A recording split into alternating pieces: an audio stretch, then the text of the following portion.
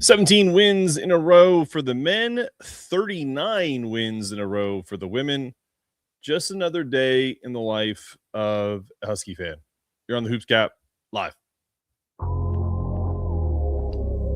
Let's get it. Let's get it. Let's get it. Let's get it. Yeah. UConn, baby. Home of the champions. Let's go. Welcome to the HoopsCap pod. I'm your host, Mark Zanetto. It is with ultimate irony, while the rest of the country looks for reasons to move the goalposts on UConn, Dan Hurley and Gino Auriemma just keep building wins and stacking them as we go. Statistically, they're both, if not the best team defensively in the country. They are a top 3 defensive team on both sides. If the voters aren't going to respect the redundant layers of this defense, we certainly will. And it doesn't always have to be pretty. Just has to be a win. In the case of both the men and women's basketball teams, they won pretty over the weekend. And when you're talking about the men, that hasn't always been the case. To win and not win with issues or agita or any of the problems that we've talked about on this show at length. But anyway, this is the HoopsCap pod, your stop for the UConn men and women's basketball coverage you deserve, presented by Home Field Apparel. Download the app for 15% off your first purchase. This specific episode is brought to you by our new partners, Vancord, trusted cybersecurity for those who can't afford to get it wrong. This is a special live edition where we're going to do one segment on the men and one segment on the women. We're going to start with the men because there's more of a storyline going on with the men. And if you don't think that Dan Hurley is going to use this, I don't think you know him very well or know how much of a master he is at manipulation and manipulation in a good way. I don't mean that to be negative about that. UConn dropped in the AP poll, and actually give a shout out to my guy Russ who does the spaces with Big Red. I specifically don't care about this because AP poll is about as useless as going on a diet during Christmas time. You know what I mean? Like, it's just there's no result that's going to end well if you start to create those unrealistic expectations for yourself. With the AP poll, it's a glamour poll. It's, for all of the people who take it literally, like a Dave Borges, who kind of literally does an article that kind of shows his rationale behind each of the votes. There are people who just phone it in, and they don't actually look at where things are. So we're going to kind of break that down just for fun. Let's just talk about that. The AP poll right now. I don't think anyone's going to argue Arizona being one. And I really don't have an issue with Michigan jumping UConn. But it's kind of like a historical precedent that unless UConn lost or struggled in their last game, that you would think that they would have stayed where they are. In fact, if you look at their numbers on Ken Palm, and if you look at their net rankings, I think they actually moved up. So if you look at Ken Palm, and I'm typing that in right now, I have like 50,000 tabs open. But UConn went from, I think they were in 12th or 13th place, and now they're 10. Now, listen, Michigan is number 1 in Ken Palm. So, like I said, I think you could make the case that this isn't unfair to do. But if you look at teams that UConn has beaten on this list, they include Illinois, who's number 5 in Ken Palm, Florida, who's number 7 in Ken Palm, Michigan State, who's number 9 in Ken Palm, Kansas, who's 14, BYU, who's 15. So it's not like they're playing the little sisters of the poor. They have St. John's, who's 22nd coming up, Villanova, who's 28th. Those are all wins. What's the only loss? To number 1 in the country, Arizona, according to the AP, number 2 in Ken Palm. And then if we look at the net rankings, I thought that they moved up in the net. Maybe I'm wrong. We'll see. Let's go net rankings. I actually have these on my bookmarks because I check them quite frequently. Yeah, UConn moved up. They're number 7. I think they're previously number 9 or 10 in the net rankings. But the number 1, see, this is why, which poll do you trust? The number 1 team in the net rankings is Duke. Number 2 is Arizona. Michigan is 3. Iowa State 4. Gonzaga 5. Illinois 6. UConn 7. I think this is why coaches' heads start to spin, and I think players too, and media alike, because you're trying to quantify things that either you don't understand or there's really no one source of truth. So a lot of what really matters is the net, Ken Palm. I mean, hell, we can even go to my buddy Evan Miyakawa and go to evanmaya.com and look at the rankings there, right? Another great metric and tool that people use. There's so much information, just like anything else in life. The information that is out there is for you to discern and decide which makes sense. And it's not according to narrative. It's just being according to how you decipher and how you basically download information internally. Great example.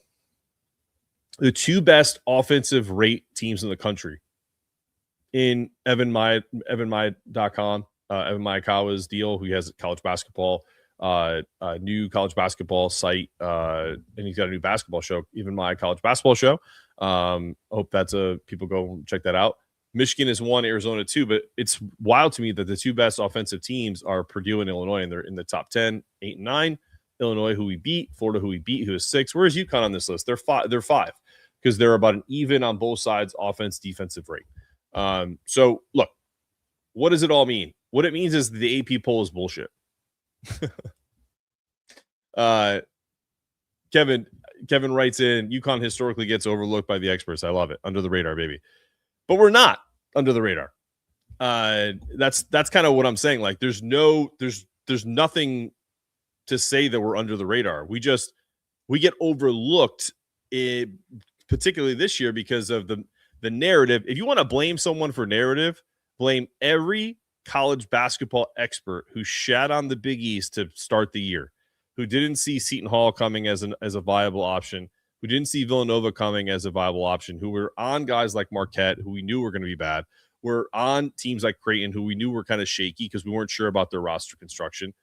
And that's why, if you want to know about the Big East and you want to know about what we think about it, come to BigEastEnergyNetwork.com and make sure you check us out, because not only do we have all these great podcasts, but we also are getting ready to roll out all these new writing aspects and maybe potentially hiring writers. So if you have an interest in writing for us, feel free. BigEastEnergyNetwork.com. Check it out, or email me, BigEastEnergy@gmail.com. This Mullins Mania shirt is also available. We don't have a merch store because we have Home Field as our sponsor apparel wise, but I would have a link for you guys if you wanted this Mullins Mania stuff, because all of the proceeds go to our community partner, which is the Connecticut Boys and Girls Club. So a lot of cool stuff is happening with us. And I say all that to say that don't pay attention to just one thing.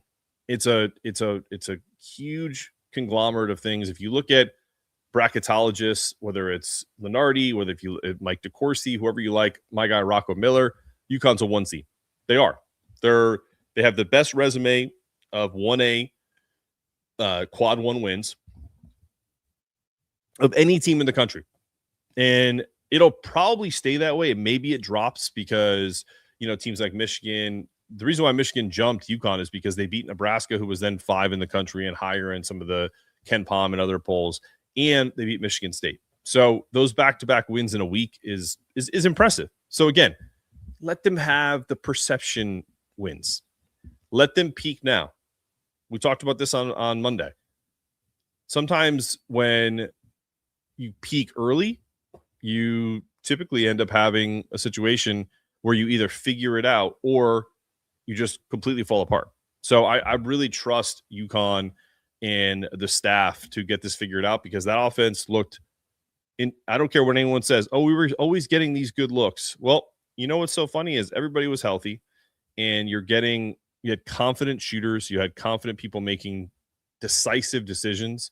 And that's what you need in this world. And that's what you need to be a successful basketball team. 17 in a row and you drop in the AP poll. It makes sense if you think about it from analytics side, but it doesn't make sense in just like the nuts and bolts of it. It is what it is, man. So real quick, we have a new partner, a sponsor. I'm going to talk about them here in a second, but I want to make sure I have all of the things we need to make sure that they're being and this will be a new partner that we'll talk about. Like tomorrow's show, we'll have an ad on them. We're going to do a live ad here. It's probably not going to be as fluid as the one that will air tomorrow, but I wanted to get something out there today as promised. and I want to show you guys who we're dealing with. Vancord, a really cool company. They're a couple of their executives are Husky alums. It's who reached out to me, and we talked about how we can talk about this about their branding and relate it back to UConn. So it's a really great cybersecurity company that's looking to help your small business, or maybe someone that has a small business. We're going to get that all squared away. But yeah, let's talk about them right after the break.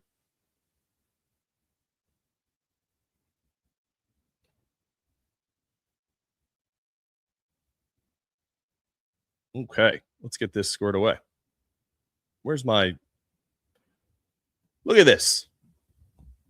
Vancord, the co-defensive players of the week, goes to two guys that are on the Naismith defensive player the year watch in Silas Demery Jr. and Terrace Reed Jr. Both of them are absolutely just playing out of their minds. And I do love that it's a defensive award, because when you're talking about cybersecurity, when you're talking about things that you need to protect, we always talk about having each other's back. And there's nothing better than having a managed service provider that has your back. So like Terrace Reed is a great example. If Silas misses an assignment, which hasn't happened much this year, but someone blows by him, Terrace is there to have his back and send it away and block that away. So if there's, an employee that gets a phishing scam and, there's some kind of issue there, Terrace is kind of on the back end to make sure that you don't have any issues that kind of affect your entire system. And so that's the simplest way I can put it. Cybersecurity runs on a redundant system so that you can always have some type of protection, no matter what it is. If you have a large business, they obviously can customize it for you based on various options that they have, and really can customize it for you per customer. So, a UConn grad is one of the executive leaders, and really appreciate them reaching out to us and getting this partnership started. Go to vancord.com to get started. Let me get that phone number for you here, and we will move on with the program. I just love these two pictures are fantastic to go along with the Big East Energy logo and getting them squared away with their first ad. And again, I promise if the people at Vancord are watching this, the ads will get a little smoother as we go. I'm definitely not going to be live every single time I do this, but this was just me trying to get this out there. There are a couple quick facts about Vancord. You can go to their website, 1-800 Vancord to call, or vancord.com, VANCORD.com. They're also being a part of this charitable donation. We're donating 25% of our sponsorship from them to the Connecticut Boys and Girls Club. It's a very generous gift from that respect. Would love for anybody else that's interested to be a part of that. Just remember, when you do this help defense that a cybersecurity that provides is a 24/7 threat monitoring, active incident response, and just like we talked about in the opening, creating a redundant shield that ensures there's not a single point of failure in your network. So if you need that, if you want that, check them out. And these are our co-defensive Vancord Players of the Week, sponsored by Vancord and Big East Energy Network. We're going to continue with the show and transition into the women after this.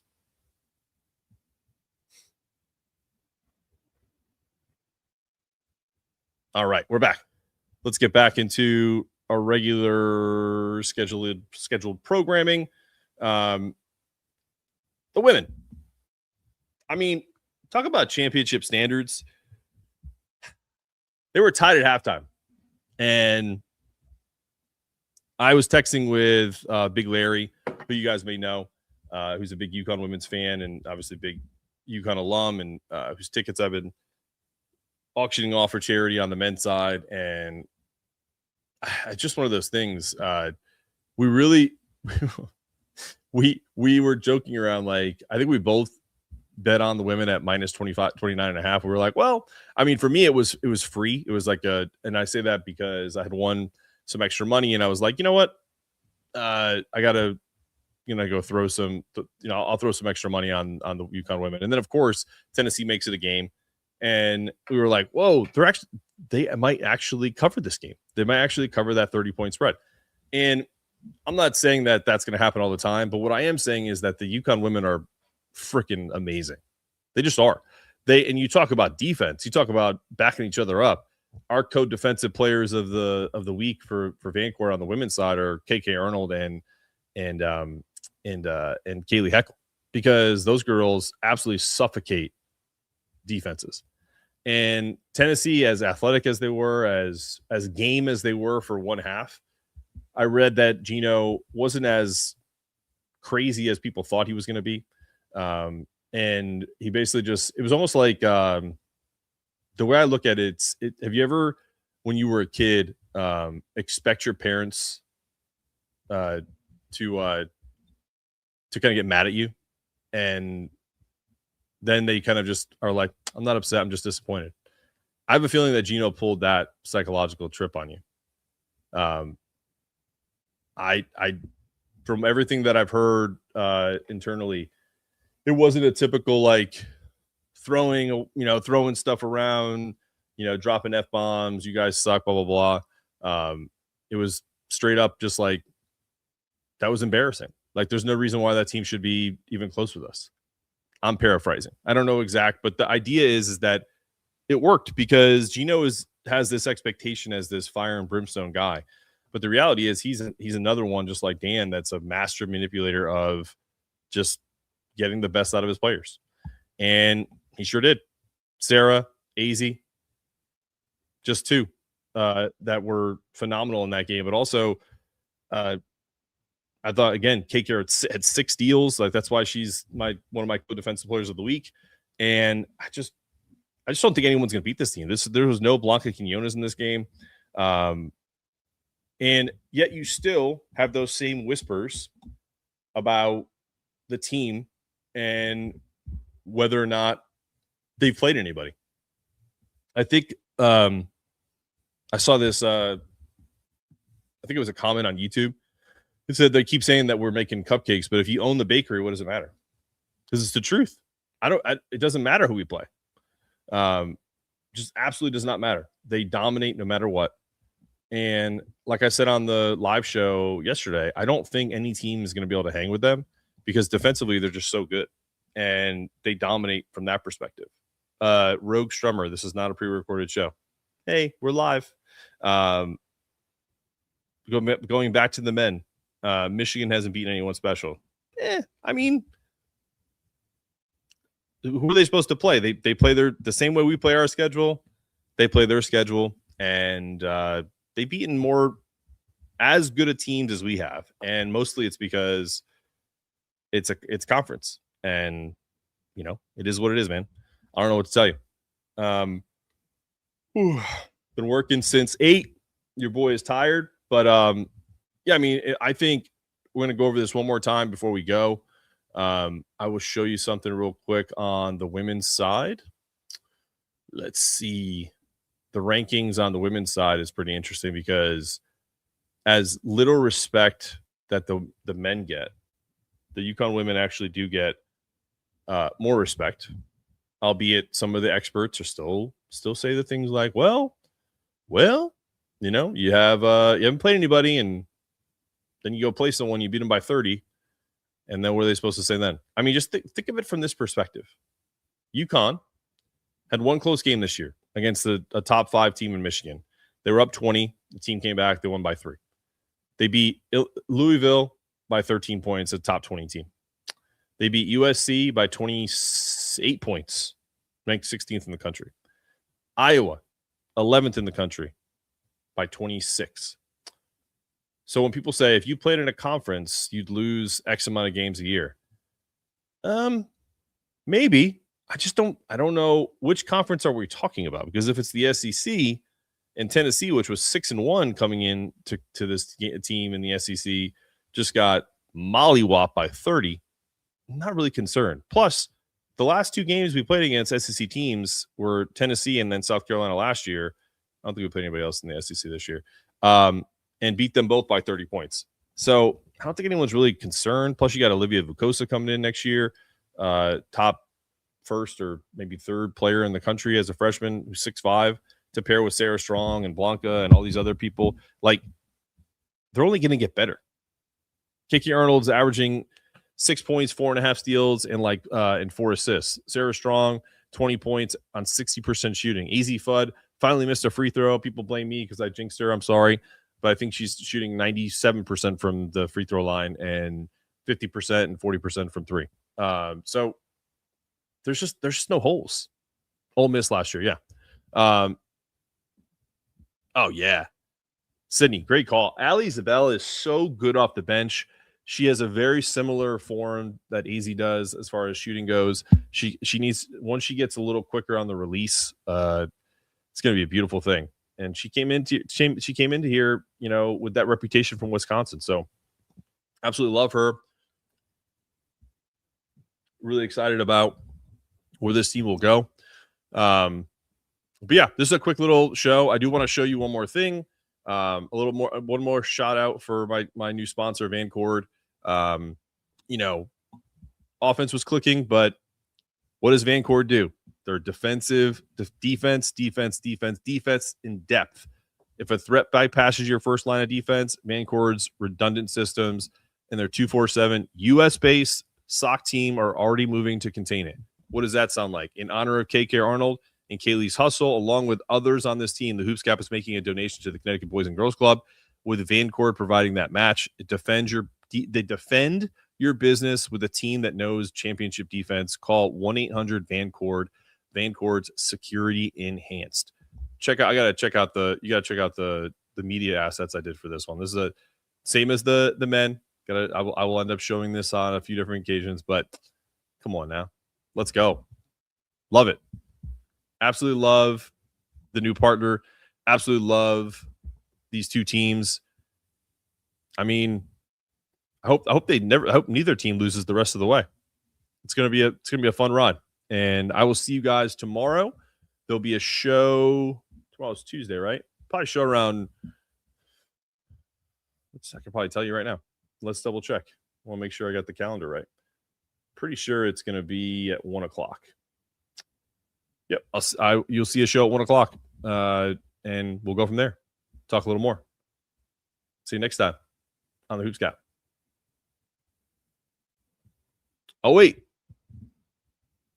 Sarah Dubb. I think she's playing. I think she's been phenomenal coming along. She didn't win the Defensive Player of the Week this week, but that could change. I really like Sarah Williams. Yes, I'm absolutely jinxing Husky players at the free throw line. AZ finally missed a free throw. It only took her 22 games to do so. She's an absolute monster. But thank you, William. We'll see you guys soon. And I will check you guys out. I got to get off and do some more work, but I will have another show tomorrow and lots of content coming down the pike. We're gearing up for the Big East tournament, both at Madison Square Garden and Mohegan Sun. And we'll see you next time on the HoopsCap. Let's get it. Yeah.